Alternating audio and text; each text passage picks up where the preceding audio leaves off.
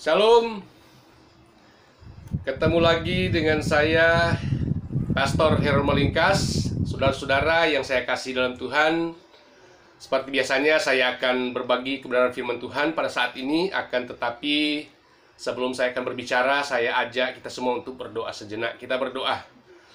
Segala puji dan syukur kami kembalikan kepadamu Bapa di surga, atas segala kasih, kemurahan Tuhan, pertolongan Tuhan yang Tuhan nyatakan bagi hamba-Mu, di mana saat ini hamba-Mu akan berbicara, menyampaikan firman-Mu. Mari Tuhan berkati hamba-Mu, urapilah hamba-Mu, dan sembunyikanlah hamba-Mu yang salib-Mu. Berkati juga Tuhan setiap yang mendengar akan firman Tuhan ini. Tuhan berkati mereka semuanya. Dalam nama Tuhan Yesus Kristus, hamba-Mu berterima kasih dan mengucap syukur. Haleluya, amin. Puji Tuhan, saudara-saudara, teman-teman yang saya kasihi dalam Tuhan Yesus Kristus. Saya ajak kita semua untuk belajar akan firman Tuhan pada saat ini, di mana firman Tuhan pada saat ini saya ambil di dalam kitab Yesaya pasal 55 ayat yang ke-1. Saya akan memberitahukan bahwa materi pada saat ini atau kali ini adalah spesial atau khusus kepada kaum muda atau pemuda dan remaja. Jadi materi firman Tuhan ini lebih mengarah kepada pemuda dan remaja. Saya akan bacakan Yesaya 55 ayat 1. Ayo hai semua orang yang haus, marilah dan minumlah air. Dan hai orang-orang yang tidak mempunyai uang, marilah. Terimalah gandum tanpa uang pembeli dan makanlah. Juga anggur dan susu tanpa bayaran. Puji Tuhan, saudara-saudara yang saya kasihi dalam Tuhan Yesus Kristus. Seperti yang sudah saya sampaikan tadi bahwa materi firman Tuhan pada saat ini lebih kepada pemuda dan remaja. Firman Tuhan pada saat ini datang kepada pemuda dan remaja. Firman Tuhan memanggil kepada kaum muda untuk supaya dapat mengisi jiwa yang dahaga. Kenapa Tuhan memanggil pemuda dan remaja? Karena pada saat ini pemuda dan remaja sangat membutuhkan akan jamahan atau membutuhkan akan aliran air kehidupan, yaitu firman Tuhan, untuk dapat memuaskan jiwa mereka yang dahaga. Kenapa dahaga? Karena pemuda saat ini memang membutuhkan pengendalian di dalam kehidupan mereka yang masih muda. Kenapa demikian? Kalau kita memperhatikan di dalam Lukas pasal 15, Lukas pasal 15 ayatnya yang ke-12 ke-13, kita bisa lihat di sana bahwa ini mengenai tentang perumpamaan seorang anak yang hilang, ya. Seorang anak yang hilang itu dikatakan di dalam Lukas pasal 15, ya. Kita baca aja ayat 12 dan 13 bahwa kata yang bungsu kepada ayahnya, "Bapa, berikanlah kepadaku bagian harta milik kita yang menjadi hakku." Lalu ayahnya membagi-bagikan harta kekayaan itu di antara mereka. Beberapa hari kemudian anak bungsu itu menjual seluruh bagiannya itu lalu pergi ke negeri yang jauh. Di sana ia memboroskan harta miliknya itu dengan hidup berfoya-foya. Jadi di dalam kisah pada saat ini yang kita bacakan dalam kitab Lukas pasal 15 ayatnya yang ke-11 dan sampai ayatnya yang ke-32 ini mengkisahkan tentang anak yang sulung dan anak yang bungsu. Di sini dikisahkan bahwa anak yang bungsu ini langsung meminta akan pembagian harta yang menjadi hak dia. Dan ketika sang ayah ini membagikan akan bagian atau warisan kepada kedua anak ini, termasuk si bungsu, maka si bungsu ini langsung menjual akan warisan dia. Dan uang yang hasil penjualan tanah ini atau warisan ini, dia langsung menggunakannya dengan pergi ke suatu tempat yang sangat jauh untuk hidup berfoya-foya. Ya, yang dimaksud di sini mengapa Tuhan memanggil kaum muda untuk mengisi jiwa mereka yang dahaga? Ya, karena persoalan ini, yaitu anak muda itu cenderung memiliki sifat yang memberontak terhadap orang tua, sifat memberontak terhadap kebenaran firman Tuhan, ya. Sehingga perlu anak muda ini diisi dengan kebenaran, dengan firman Tuhan yang adalah air kehidupan, kata firman Tuhan. Nah, dalam kisah cerita ini di mana seorang anak yang hilang ini, yaitu anak yang bungsu ini, dia menggunakan akan semua hasil pembagian yang diberikan oleh orang tuanya, digunakan untuk hidup secara berfoya-foya, kata firman Tuhan di dalam ayatnya yang ke-13. Ini menandakan bahwa orang muda, pemuda dan remaja memang cenderung hidup bebas, melakukan tindakan perbuatan yang melanggar akan kehendak Tuhan, yaitu mereka melakukan kejahatan, melakukan dosa, hidup dengan berfoya-foya, ya. Kisah tentang anak yang hilang ini merepresentasi akan anak-anak muda yang hidup di akhir zaman ini, ya. Tidak terkecuali anak-anak Tuhan, ya. Itu banyak melakukan perbuatan-perbuatan yang dilakukan sama seperti anak yang hilang ini atau si bungsu ini di dalam cerita Lukas pasal 15 ayat yang ke-11 sampai 32 ini, ya. Kita melihat bahwa memang saat-saat ini orang-orang muda atau pemuda dan remaja memang secara ilmiah atau secara psikologi, orang-orang muda atau anak muda itu cenderung memang hidup bebas untuk memperoleh atau dia ingin mencari jati diri dia. Dia ingin menunjukkan akan eksistensi dia sebagai orang yang muda. Dia tidak peduli apakah itu satu hal yang baik atau tidak baik. Yang pasti bagi dia adalah suatu kepuasan yang bersifat duniawi, kepuasan yang bersifat kedagingan. Itulah yang membawa orang-orang muda atau pemuda remaja di akhir zaman ini untuk melakukan suatu tindakan-tindakan yang melanggar akan ketetapan perintah Tuhan, ya. Sehingga kita lihat saja banyak anak-anak muda sekarang yang terjerat kasus narkoba, ya. Di dalamnya kita lihat banyak juga anak-anak Tuhan yang terjerat di dalam kasus narkoba, dalam kasus kekerasan, dalam kasus pemerkosaan, dalam kasus perjudian, di dalam kasus hidup sebagai pasangan yang bukan suami istri. Artinya dalam hal ini mereka hidup di dalam kehidupan seks bebas, maksud saya. Dan juga banyak kejahatan-kejahatan, dosa yang dilakukan oleh pemuda dan remaja di akhir zaman ini. Kita melihat ini fakta yang terjadi pada saat-saat ini. Oleh sebab itu kembali firman Tuhan mengingatkan bagi saudara secara khusus, ya, saudara pemuda dan remaja menyaksikan video ini, firman Tuhan ini bahwa ketika saudara mengetahui posisi Anda sudah seperti ini, maka firman Tuhan mengingatkan, firman Tuhan mengajak agar supaya saudara pemuda agar segera kembali kepada Tuhan. Saudara harus memperbaiki kehidupan saudara saat ini, ya. Saudara harus kembali kepada Tuhan. Saudara harus datang meminta ampun, meminta maaf, ya, kepada Tuhan Yesus Kristus, ya. Mintalah kepada Tuhan Yesus Kristus untuk supaya Anda dibaharui kehidupan Anda, dibentuk kembali sehingga saudara tidak terikat atau tidak terjerat di dalam perbuatan dosa, perbuatan kedagingan yang saat ini memang sedang banyak yang menjadi korban karena kebebasan dan juga hidup dengan berfoya-foya, hidup dengan penuh dengan keleluasan, dengan tidak memusingkan atau tidak memikirkan apakah ini melawan kehendak Tuhan atau tidak.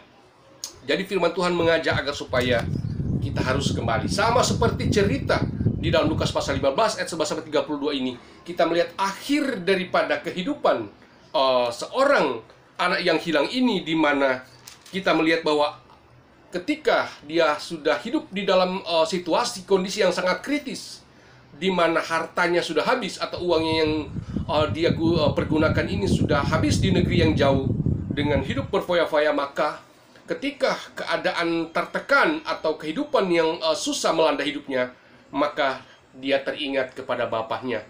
Nah, ini masih sangat bagus karena banyak juga anak-anak muda sekarang yang justru tidak peduli lagi untuk dia kembali sadar dan bertobat.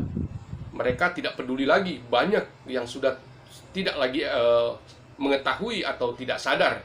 Akan tetapi firman Tuhan ini adalah kebenaran yang hakiki, yang benar, bahwa firman Tuhan sangat tahu akan kondisi dan keadaan kehidupan dunia ini, termasuk kehidupan anak muda.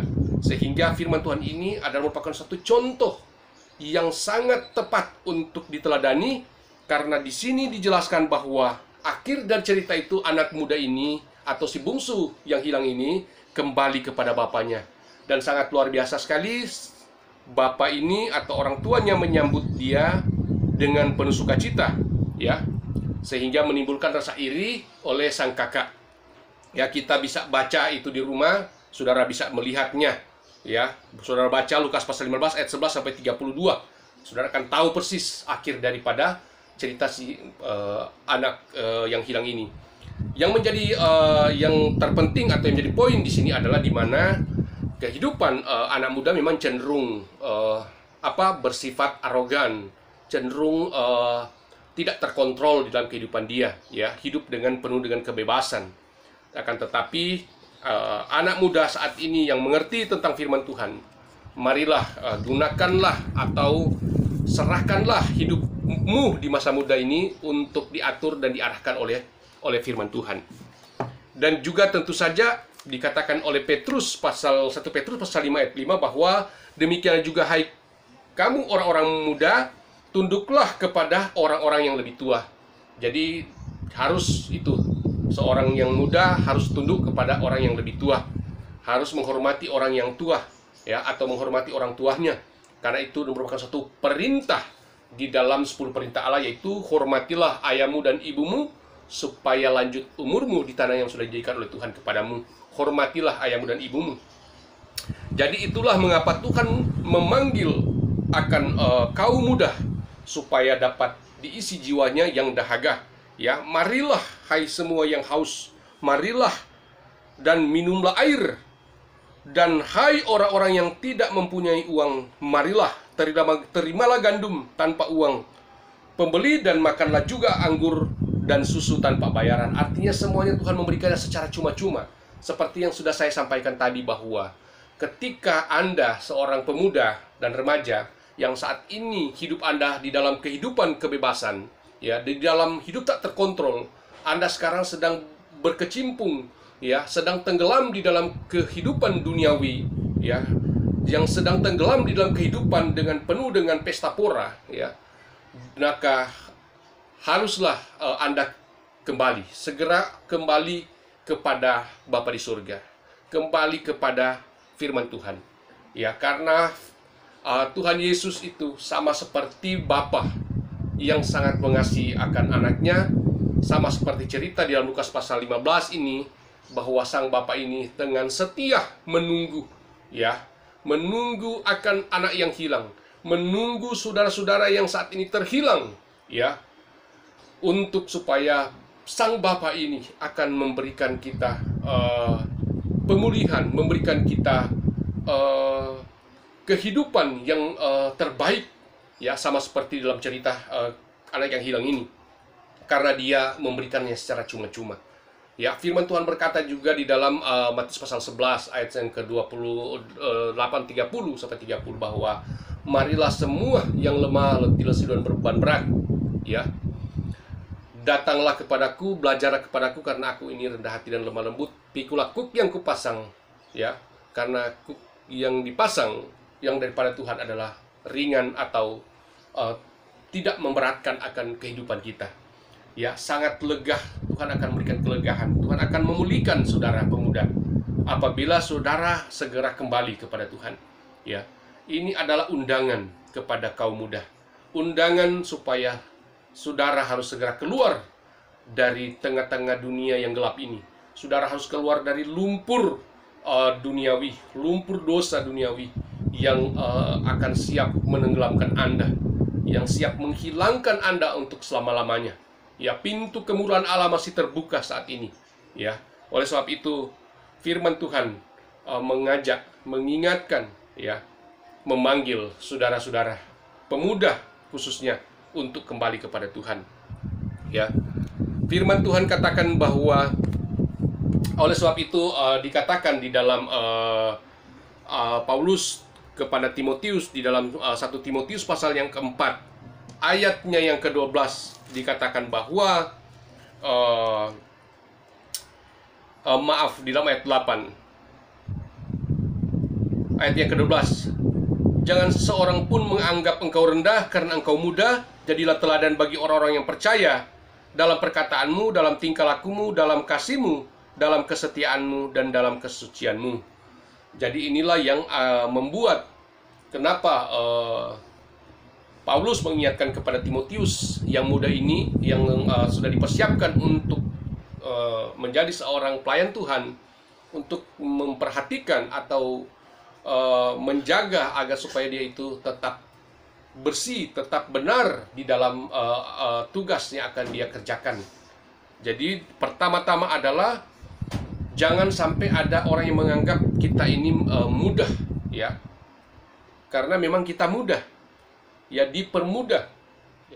Tetapi biarlah walaupun secara fisik kita mudah, akan tetapi kita tetap menjadi dewasa di dalam rohani kita, iman kita, karakter kita, sehingga kita boleh dapat menunjukkan akan kedewasaan kita lewat perkataan, lewat perbuatan kita, tingkah laku, lewat kasih kita, dan kesetiaan dan kesucian. Inilah yang akan membuat kehidupan orang muda, kerohanian kita akan menjadi sempurna di hadapan Tuhan. Kita akan menjadi berkat bagi banyak orang, menjadi teladan bagi banyak orang.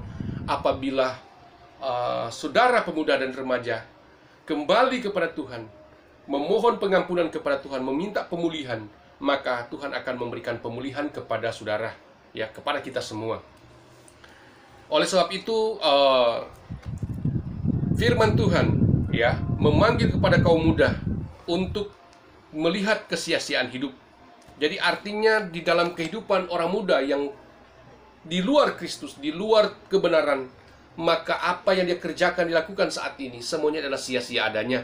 Ya, itu dijelaskan di dalam Pengkhotbah, ya, pasal 10, Pengkhotbah 11. Pengkhotbah 11 ayatnya yang ke-9 dan ke-10 jelas sekali disampaikan bahwa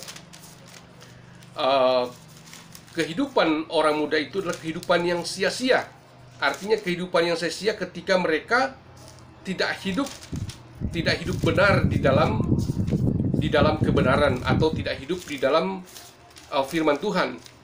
Di dalam Pengkhotbah pasalnya yang kita lihat di sana, di dalam Pengkhotbah pasal 11 ayatnya yang ke-9 disebutkan bahwa bersukarialah hai pemuda dalam kemudaanmu, biarlah hatimu bersuka pada masa mudamu, dan turutilah keinginan hatimu dan pandangan matamu. Tetapi ketahuilah bahwa karena segala hal ini Allah akan membawa engkau ke pengadilan.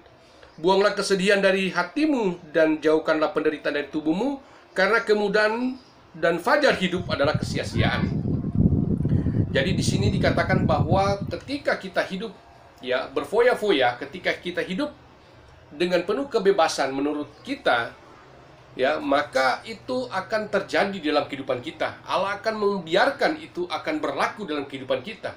Ya, ketika kita hidup di luar kebenaran, kita hidup dengan syarat dengan perbuatan-perbuatan dosa, maka itu akan membuat, ya, kita akan menikmati akan kehidupan duniawi itu. Akan tetapi pada akhirnya Allah akan menuntut di dalam ayat yang ke-9 bahwa bersukarialah hai orang muda, hai pemuda, dalam kemudaanmu biarlah hati bersuka pada masa mudamu, dan turutlah keinginan hatimu dan pandangan matamu. Tetapi ketahuilah bahwa karena segala hal ini Allah akan membawa engkau ke pengadilan. Ya, Allah akan menuntut, Allah akan menghadapkan kita kepada hukum, ya. Tuhan akan meletakkan hukum kepada kita sebagai pemuda dan remaja apabila kita menyia-nyiakan akan kehidupan masa muda kita dengan hal-hal yang tidak berguna, dengan hal-hal yang seperti yang sudah saya uraikan tadi, yaitu di mana kita hidup di dalam pesta pora duniawi. Kita hidup dengan penuh kebebasan di dalam dunia ini dengan melakukan hal-hal yang jahat dan menyedihkan, membuat hati Tuhan menjadi sedih, ya, melakukan pelanggaran-pelanggaran hukum di dalam dunia ini, sehingga itulah ya yang akan Allah tuntut pada akhirnya kelak bagi kita.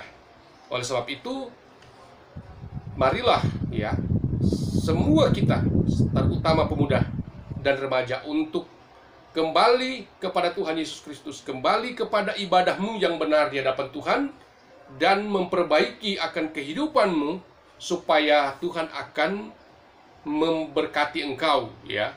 Tuhan akan meletakkan suatu kebenaran kepadamu, sama seperti Timotius, ya, yang Tuhan berikan dia hikmat bijaksana di dalam melakukan tugas pelayanan dia, dan dalam kehidupan dia, dalam hal karakter dia, ya, dalam perkataan, pikiran, perbuatan dia, dalam kasih, dalam kesucian, terus terjaga di dalam kehidupan dia.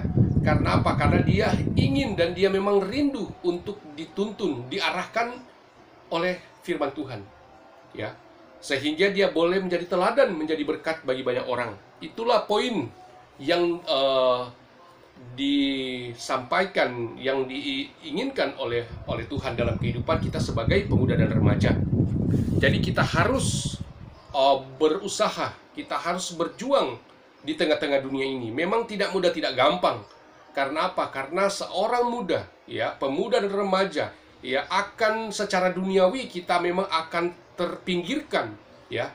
Kita akan dikucilkan oleh teman-teman kita apabila kita tidak ikut berbaur dengan mereka, dengan perbuatan duniawi mereka, ya. Kita akan direndahkan oleh teman-teman kita, ya. Kita dibully oleh mereka apabila kita tidak bergaul dengan mereka, kita tidak mengikuti cara-cara hidup duniawi, baik dalam perkataan-perkataan mereka yang tidak patut, dalam berbusana, ya, dalam berpenampilan dan hal-hal lainnya, ya.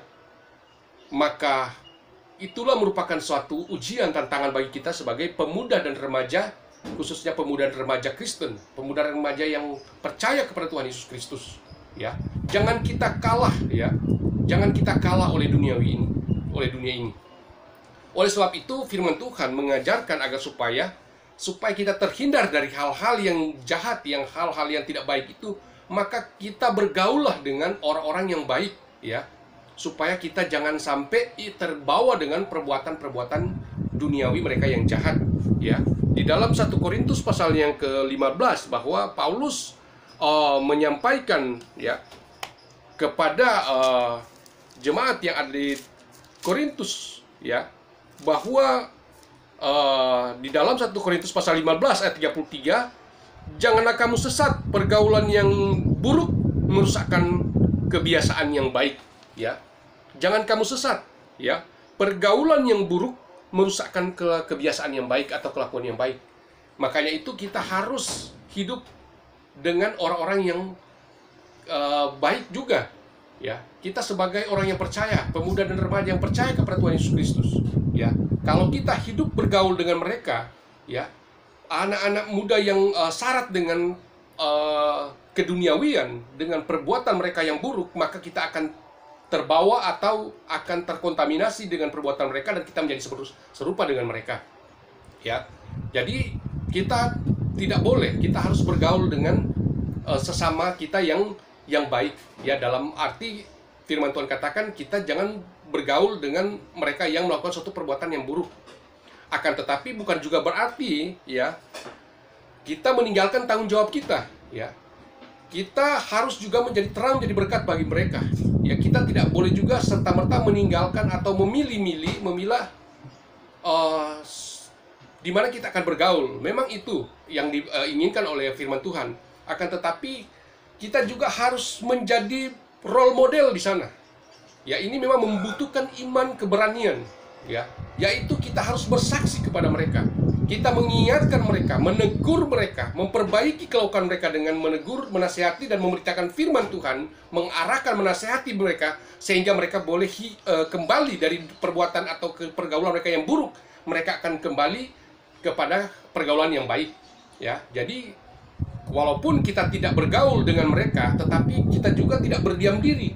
Kita juga harus memiliki tanggung jawab untuk menasihati mereka dengan penuh kesabaran, dengan penuh bijaksana, kata firman Tuhan, agar supaya kehidupan mereka yang buruk, mereka kita arahkan supaya hidup yang benar, ya. Jadi itu yang dimaksud. Jadi firman Tuhan juga katakan bahwa janganlah engkau menjadi serupa dengan dunia ini. Roma 12 ya, ayatnya yang kedua. Janganlah kita menjadi serupa dengan dunia ini, melainkan ubahlah oleh pembaruan budimu, sehingga engkau dapat mengerti mana yang baik, mana yang berkenan kepada Allah. Ya. 1 Yohanes pasal 2 ayat yang ke-15, 16 dan 17 bahwa janganlah engkau mengasihi dunia ini. Ya, janganlah engkau mengasihi dunia dan apa yang ada di dalamnya. Karena di dalam dunia ini yaitu keinginan daging, ya. Keinginan mata dan keangkuhan atau kesombongan. Keinginan daging, keinginan mata dan keangkuhan hidup. Jadi kita jangan menjadi serupa dengan dunia ini, kata Roma 12 pasal ayat 1 dan 2. Dan 1 Yohanes pasal 15, 16, 17 bahwa jangan kita mengasihi, ya, akan dunia ini dan apa yang ada dalam dunia ini. Kita jangan mengasihi, kita jangan terlibat, kita jangan bergaul dengan dunia ini, ya. Ingat orang muda, karena memang dunia ini sedang menunggu Anda. Karena dunia akan mempergunakan orang muda untuk dapat dapat mengarahkan atau menggiring akan kehidupan orang muda yang percaya kepada Tuhan Yesus Kristus untuk hidup di dalam kejahatan. Jadi pergaulan yang buruk dapat merusakkan kelakuan yang baik. Jadi ingat itu, kita harus bijaksana di dalam kita bergaul, terutama bagi saudara pemuda dan remaja. Jadi karena itulah Allah inginkan supaya kita dipersiapkan untuk melakukan tugas-tugas pelayanan yang Tuhan inginkan. Oleh sebab itu kita dipanggil oleh Tuhan karena Tuhan juga tahu bahwa kita memiliki potensi. Ya, kita memiliki memiliki talenta dalam kehidupan kita. Kita melihat bagaimana bagaimana tindakan daripada seorang muda, ya, seorang Salomo yang muda, ya, di mana ketika dia dipilih dan dia dilantik menjadi seorang raja, maka yang dilakukan oleh seorang Salomo yang muda ini, yaitu di mana dia meminta kepada Tuhan di dalam 1 Raja-Raja pasal 3 ayat yang ke-7 sampai 9 bahwa Salomo tahu bahwa dia muda, dia sangat muda dan dia belum paham mengenai pemerintahan, ya. Oleh sebab itu tindakan yang dilakukan oleh Salomo yaitu dia datang kepada Tuhan, ya. Dia datang kepada Tuhan, berserah kepada Tuhan, meminta petunjuk kepada Tuhan, ya. Dia berkata kepada Tuhan bahwa, ya Tuhan Allahku, engkaulah yang mengangkat hamba-Mu ini menjadi raja menggantikan Daud ayahku, sekalipun aku masih sangat muda dan belum berpengalaman. Demikianlah hamba-Mu ini berada di tengah-tengah umat-Mu yang Kau pilih, suatu umat yang besar yang tidak terhitung dan tidak terkira banyaknya. Maka berikanlah kepada hamba-Mu ini hati yang faham menimbang perkara untuk menghakimi umat-Mu dengan dapat membedakan antara yang baik dan yang jahat. Ya, jadi inilah yang dia minta pertama-tama kepada Tuhan, sehingga Allah mengabulkan. Ya, Allah mengabulkan permintaan daripada Salomo yang muda ini, yaitu memberikan hikmat kepada dia, sehingga hikmat ini langsung tersebar dan seluruh dunia, ya, datang kepada Salomo untuk meminta hikmat kepada dia. Dan juga kemudian Allah menambahkan satu kekayaan kepada dia dan kelimpahan. Jadi dia meminta kepada Tuhan. Anak muda pada saat ini, ya, saudara saat ini memang memiliki potensi, ya. Semua memiliki potensi atau memiliki talenta. Kita gunakan talenta itu untuk melayani Tuhan, untuk kebaikan banyak orang, untuk memberkati banyak orang. Jadi kita itu Allah sudah siapkan untuk kita menjadi terang di dalam rumah Tuhan, menjadi saksi, menjadi berkat, ya. Kita akan menjadi surat yang terbuka, ya, sehingga kita terus akan melakukan tugas-tugas pelayanan kita, ya, menjelang kedatangan Tuhan. Oleh sebab itu, firman Tuhan mengingatkan kepada saudara pemuda dan remaja agar supaya jangan sia-siakan kehidupan mudahmu pada saat ini. Karena seperti Pengkhotbah pasal 11 ayat 9 dan 10 tadi, bahwa kemudahan kemewahan ke hidup yang penuh dengan kesenangan duniawi atau pesta pora duniawi itu hanyalah sia-sia, kata firman Tuhan, ya. Oleh sebab itu, marilah kembali kepada Tuhan, ya. Anda berikan kehidupan mudamu kepada Tuhan supaya Tuhan memakai Anda dan untuk memuliakan Tuhan, sehingga pada akhirnya, ya, kita akan mendapatkan berkat, mendapatkan akan pahala, mendapatkan janji-janji Tuhan yang Tuhan sudah persiapkan untuk diberikan kepada kita semua yang setia, yang taat, ya.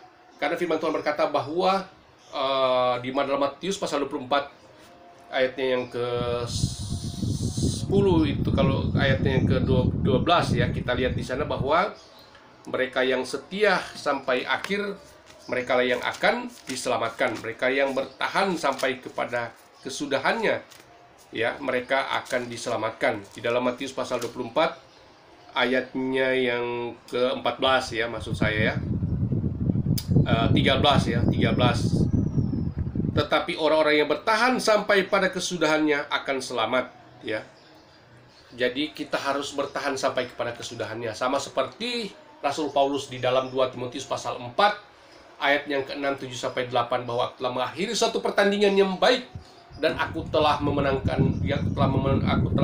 iman, dan saat ini telah tersedia bagiku suatu mahkota kebenaran yang diberikan oleh Tuhan, ya. Dia telah mengakhiri suatu pertandingan yang baik dan telah memenangkan iman. Jadi bagaimana kita pemuda dan remaja? Bagaimana? Apakah kita sudah bertahan sampai kesudahan saat ini? Apakah kita sudah memperbaiki kehidupan kita?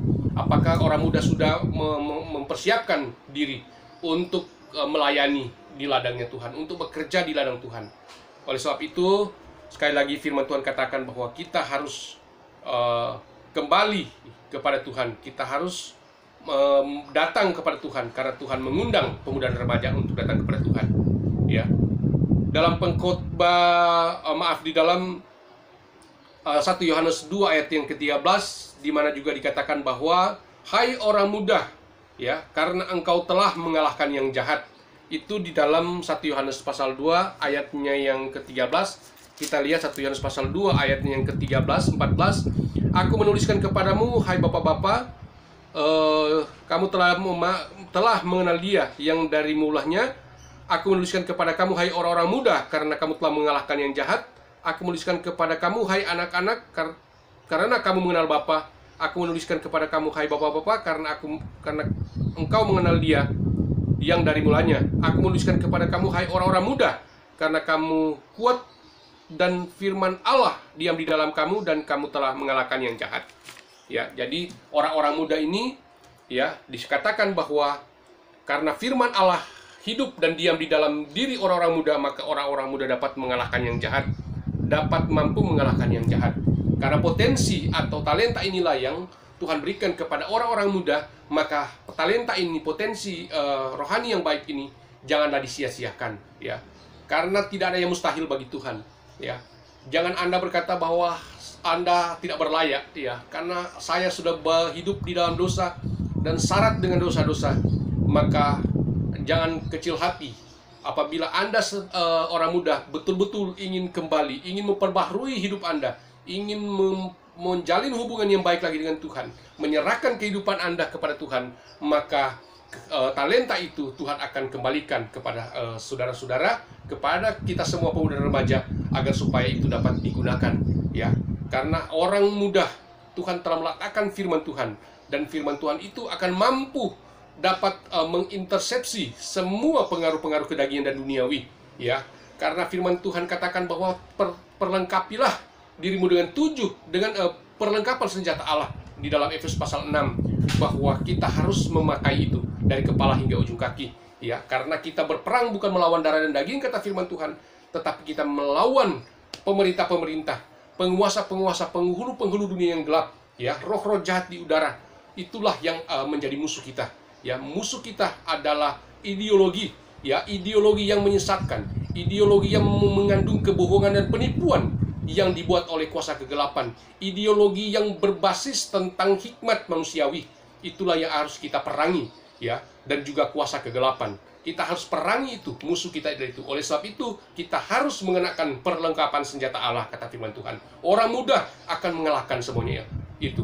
Apabila orang muda berserah kepada Tuhan, ya, menggunakan talenta yang Tuhan berikan kepada orang muda, yaitu kebenaran firman yang ada di dalam diri orang muda.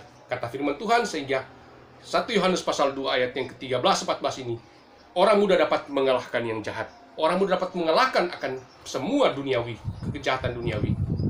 Oleh sebab itu, marilah, ya, kita semua pemuda dan remaja, kita harus bangkit, kita harus kembali kepada Tuhan. Kita memenuhi undangan Tuhan, karena Tuhan memanggil pemuda dan remaja untuk diberkati, untuk dikuatkan. Ya, Mazmur 119 ayat 9 dikatakan bahwa dengan apa orang muda dapat menjaga kelakuannya bersih? Hanyalah dengan memelihara akan firman Tuhan.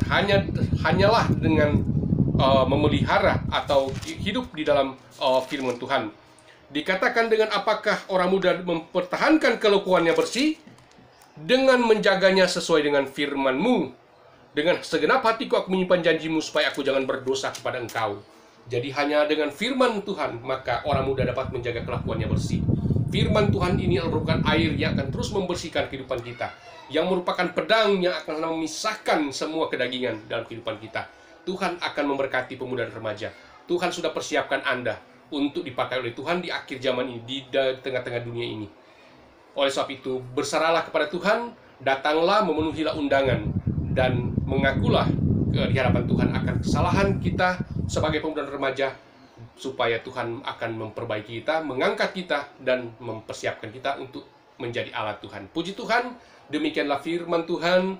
Kiranya firman Tuhan yang sempurna ini akan memberikan kesempurnaan bagi kita semua, sehingga kita semua terus dapat diberkati dan dikuatkan oleh Tuhan Yesus Kristus. Puji Tuhan, haleluya, amin.